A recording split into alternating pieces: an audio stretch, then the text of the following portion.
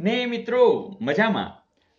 મિત્રો તમે જોશો કે રિઝનિંગના સમની અંદર કંઈ પણ નવું પૂછાય છે અને સરે તમારા માટે આ નવું મૂક્યું જ છે. તો કંઈક ને કંઈક નવું આવી શકે છે. ચલો ટ્રાય કરો, વિડીયો સ્ટોપ કરો અને ટ્રાય કરો. અને ઝડપથી કરવાનું છે, બહુ નિરાતે નહીં, કારણ કે પેપર આપણે પૂરું થઈ જવું જોઈએ. માથે 2-5-10 મિનિટનો ટાઈમ વધવો જોઈએ. એને તો એટલી સ્પીડ કરીને જવાનું, એટલું પ્રેક્ટિસ કરીને જવાનું કે કોઈ પણ પ્રશ્નની અંદર બીજા કરતા તમે આગળ હો.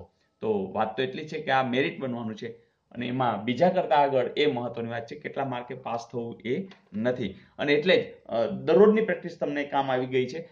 મને ખ્યાલ છે તમારી કોમેન્ટ્સનો મારો ચાલુ છે, હું એના માટે એક વિડીયો અલગથી બનાવીશ. તો વાત આટલી છે કે 3, 5, 7, 17, 19, 23, 41 તમે તરત કહેશો કે સર આ તો અવિભાજ્ય સંખ્યાઓ છે. તો સાવ સાચી જ વાત છે. અવિભાજ્ય સંખ્યાઓ આધારિત જ આ આખી વાત છે.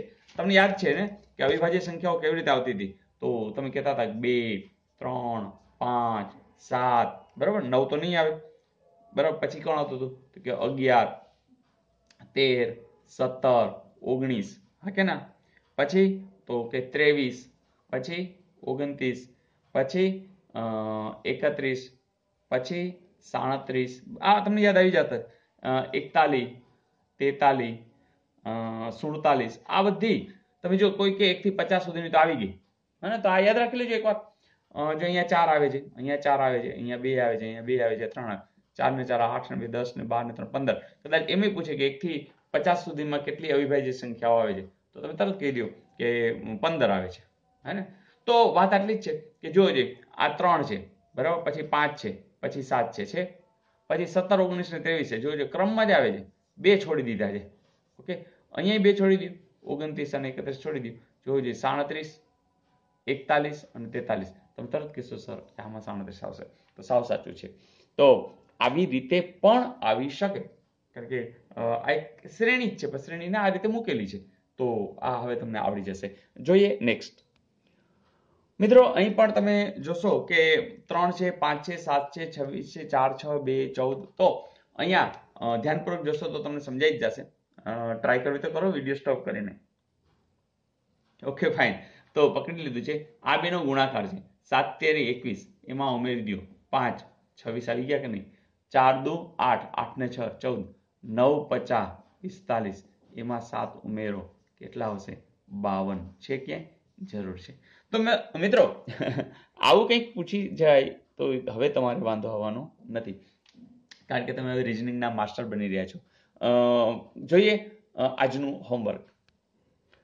હોમવર્ક રેડી છે. 342 જેમ 10, 892 જેમ 25, 731 જેમ 10 અને 947 જેમ તમારે શોધવાનું છે.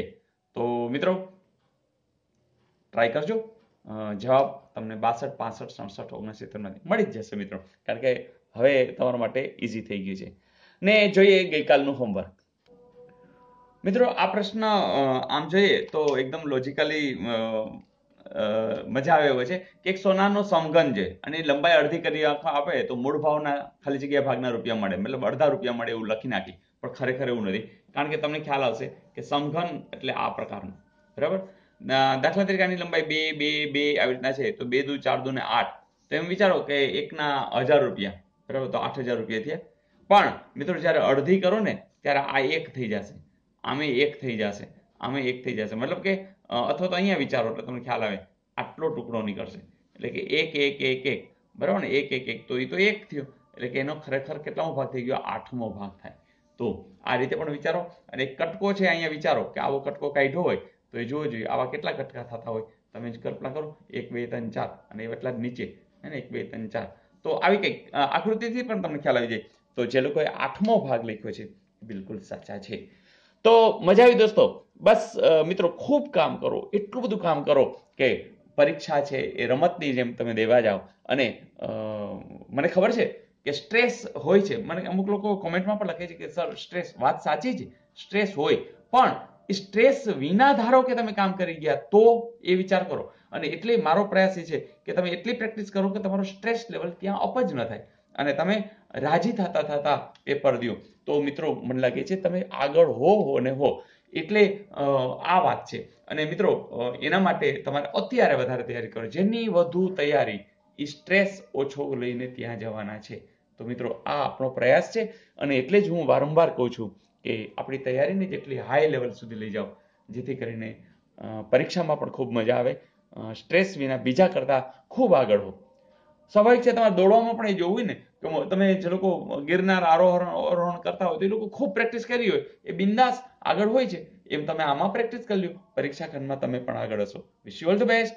આવજો. અરે હા, કોમેન્ટ ભૂલાય નહીં. આવજો.